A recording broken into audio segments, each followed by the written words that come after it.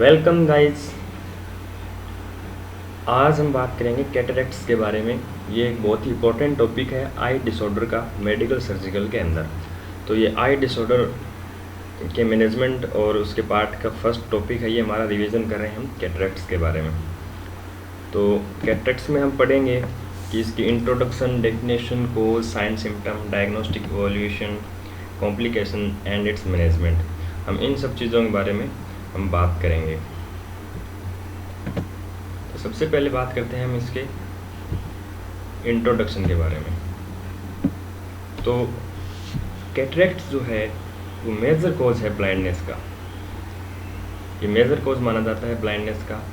ये सबसे ज़्यादा जो अंधापन है वो कैटरेक्ट्स की वजह से होता है और मेनली ये 60 एज से अबव जो पीपल हैं उनके अंदर होता है। वैसे ये किसी भी ग्रुप ऑफ एज को अफेक्ट कर देता है, पर मोस्टली जो देखा गया है स्टडीज़ के अंदर यही देखा गया है कि जो 60 साल से जो ऊपर लोग होते हैं उनके अंदर कैटरेक्ट देखा जाता है, हिंदी में जिसको हम मोतियाबिंद कहते हैं। डेफिनेशन की अगर हम बात करें तो ओपेसिटी, सबसे पहले हमें इस वर्ड के ऊपर ध्यान देना है। ओपेसिटी, जब भी हमारे विजुअलिटी जो है वो देखने की क्षमता जो है अगर वो ओपेक हो जाए, ओपेक का मतलब होता है अगर एक चश्मा है, चश्मा के कांच को अगर अपन दीवार पे घिस कर अगर उसके आर पार देखेंगे तो उसकी जो पारदर्शिता है वो कम हो जाएगी। उसी प्रकार के विजन, जब उसी प्रकार के विज़न को हम क्या कहेंगे, ओपेक विज़न कहेंगे। इसके अंदर जो इंडिविजुअल है उसका विज़न कैसे हो जाता है, ब्लड विज़न हो जाता है। तो इसे ही हम क्या कहते हैं, कैटरेक्ट कहते हैं। इसमें मैं अभी आपको एक फ़ोटो भी दिख जाएगी, जैसे ये देखिए कैटरेक्ट का जो पेशेंट होगा उसके अंदर ये जो लेंस है वो कुछ इस तरह से हो जाएगा, ठीक है। ये नॉर्मल लेंस है और ये कैटरेक्टेड पेशेंट की आंख का लेंस है जो कि क्लाउडी हो चुका है। नेक्स्ट स्लाइड में हम देखते हैं कोज के बारे में कि क्या क्या कोज इसमें किन किन कोज की वजह से ये होता है। तो सबसे बड़ी फैक्टर तो इसमें एजिंग फैक्टर है, ये हमने बात की थी इसमें कि 60 साल से ऊपर अगर हो जाता है तो बुढ़ापे में सबसे ज़्यादा ये देखने को मिलता है। इससे इनके अलावा अगर कोई भी व्यक्ति जो है या कोई पर्सन है उसको अगर डायबिटीज़ मेलाइटस हो रहा है या डाउन सिंड्रोम से वो उसके पहले से ये डिजीज़ हैं, तो उन कंडीशन के अंदर भी जो कैटरेक्ट की जो प्रोबेबिलिटी है होने की वो बढ़ जाती है। कंजनाइटल डिसऑर्डर्स की वजह से भी ये हो सकता है। ट्रॉमा, रेडिएशन की वजह से भी आँख में अगर किसी प्रकार का ट्रॉमा हो जाए, आँख अगर एक्सपोजर हो जाए रेडिएशन से, डायरेक्ट रेडिएशन के लाइक एक्सरे वगैरह के, तो उस कंडीशन में भी हो सकता है। और अगर कोई व्यक्ति है यदि वो कॉर्टिकोस्टेरॉइड्स यूज़ कर रहा है, चाहे वो ऑप्थेलेमिक कॉर्टिकोस्टेरॉइड्स हों चाहे वो ओरली ले रहा हो, अगर वो एक्सेसिव यूज़ उनका कर रहा है तो उसकी वजह से भी कैटरेक्ट होने के चांसेस रहते हैं। अगला है कोई भी इन्फेक्शन, अगर आई के अंदर किसी प्रकार का इन्फेक्शन है तो उस कंडीशन की वजह से भी कैटरेक्ट होने के चांसेस हमारे अंदर रहते हैं। साइन एंड सिम्टम की अगर मैं बात करूं तो उसके अंदर सबसे पहले आता है मोनोओकुलर डिप्लोपिया। मोनोओकुलर का डिप्लोपिया मतलब हो गया जिस आँख के अंदर कैटरेक्ट हुआ है उस आँख से हमें डबल विज़न दिखाई देगा, डबल विज़न दिखाई देगा। फोटोफोबिया इज़ नॉट मीन्स कि वो फोटो मीन्स सनलाइट, वो सनलाइट से डरेगा नहीं। एक्चुअली होगा क्या कि उसको सनलाइट की एक्सपोजर में जब भी कोई पेशेंट है, कोई सब्जेक्ट है, अगर वो आएगा तो उसको जिस आँख में उसको कैटरेक्ट है उसको डिस्कम्फर्ट और पेन फील होगा। वहाँ पे क्या फील होगा, पेन फील होगा। और वो अपनी आँखों की जो सेंसिटिविटी है वो लाइट के एक्सपोजर में आती बहुत ज़्यादा बढ़ जाएगी और वो उसको इरिटेट करने लग जाएगी, इसलिए वो सनलाइट में जाने से थोड़ा घबराएगा। एक इसका सिम्टम ये भी देखने को मिलता है साइन सिम्टम में कि उस व्यक्ति को, किसी के भी अगर कैटरेक्ट है तो वो अंधेरे में या फिर डिम लाइट में उसको अच्छा दिखता है, क्योंकि उसको फोटोफोबिया है तो ऑब्वियस सी बात है कम लाइट में उसकी पिपल जो है वो डायलेट हो जाएंगे और उसको ईजिली दिखेगा। पेशेंट जो है वो कोई प्रकार की कंप्लेन नहीं करेगा पेन की, उसके अंदर क्लाउडी विज़न होता है। किस तरह का अभी हम देखते हैं, ये देखिए नॉर्मल विज़न का अगर है तो उसको, ये तो है नॉर्मल विज़न और ये है कैटरेक्ट विजन। इसमें इसको देखिए किस तरह से धुंधला धुंधला दिखाई दे रहा है। ये नॉर्मल विजन है, जब हम बिना कैटरेक्ट का अगर कोई सब्जेक्ट है, अगर वो देखता है किसी भी चीज़ को तो उसको इस तरह का दिखाई देगा। और यदि किसी पेशेंट के अगर कैटरेक्ट है, अगर कोई कैटरेक्ट का पेशेंट है तो उसका जो विजन है वो कुछ हमें इस तरह का दिखाई देता है। डायग्नोस्टिक इवोल्यूशन की अगर हम बात करें, किस तरह से हम इसको डायग्नोस कर सकते हैं, तो फिजिकल एग्जामिनेशन, हिस्ट्री, ये सब चीज़ें इंपॉर्टेंट रहती है इसके अंदर। पर जो रिलेटेड टू आई या ऑप्थेल्मोलॉजिकल एग्जामिनेशन है, उसमें आ जाता है एक तो डायरेक्ट ऑप्थेल्मोस्कोप। ये एक ऐसा इंस्ट्रूमेंट है जिससे अपन आई की स्टडी की जाती है। दूसरा है सिट लैम्प एग्जामिनेशन और फिर Snellen visual test. Slit lamp examination कुछ इस तरह से होता है, जो मेडिकल प्रैक्टिशनर हैं वो पेशेंट को आई का ऑब्जर्वेशन करते हैं कुछ इस तरह से। और अगला है Snellen visual test. Snellen visual test में कुछ इस तरह से अल्फ़ाबेट्स पढ़ाए जाते हैं और यहाँ पे कुछ स्कोरिंग और मार्किंग होती है। इनके बिहाफ पे जो स्पेशलिस्ट पर्सन है वो हमारे आँखों का असेसमेंट करता है। मैनेजमेंट की बात अगर हम करें तो इसमें हम 2 टाइप के मैनेजमेंट पढ़ते हैं, सर्जिकल मैनेजमेंट और फिर आता है नर्सिंग मैनेजमेंट। इसमें फार्माकोलॉजी मैनेजमेंट इतना ज़्यादा रोल प्ले नहीं करता, इसलिए इसको डिस्कस हम नहीं करेंगे। मेनली इसमें फिर कुछ मेडिसिन जैसे जो है एंटीबायोटिक्स वगैरह यूज़ में ले ली जाती है अगर सर्जिकल मैनेजमेंट किया गया तो पोस्ट सर्जिकल इन्फेक्शन से बचने के लिए। तो आइए हम एक एक करके बात करते हैं।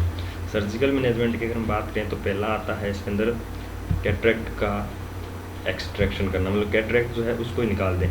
तो उसके भी दो मेथड हैं। एक तो है इंट्रा कैप्सुलर एक्सट्रैक्शन। इसमें क्या होता है कि जो पूरा लेंस है उसको ही हम रिमूव कर देते हैं।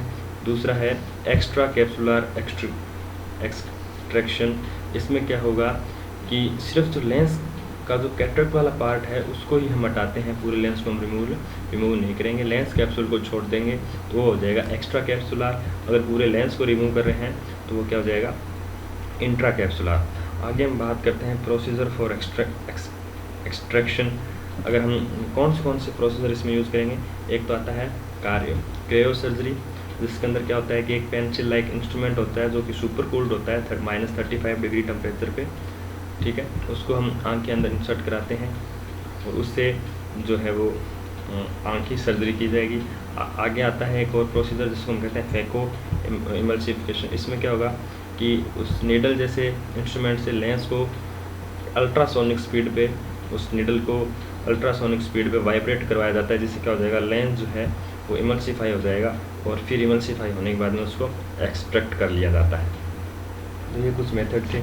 इसके बाद में एक मेथड और आता है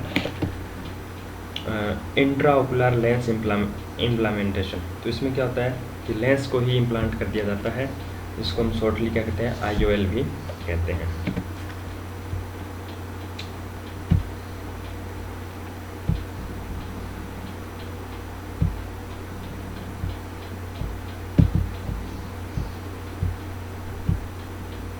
नर्सिंग मैनेजमेंट ये भी बहुत इंपॉर्टेंट है।